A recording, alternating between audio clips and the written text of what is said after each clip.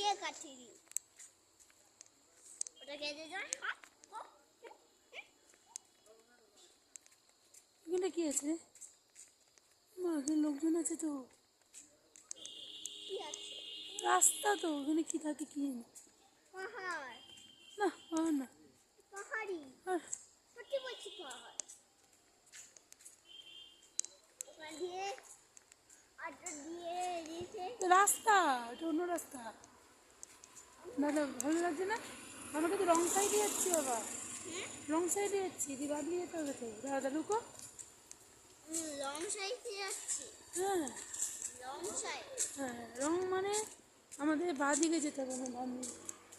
ওই দিকে আগে যাবো। না, আগে না, চলো।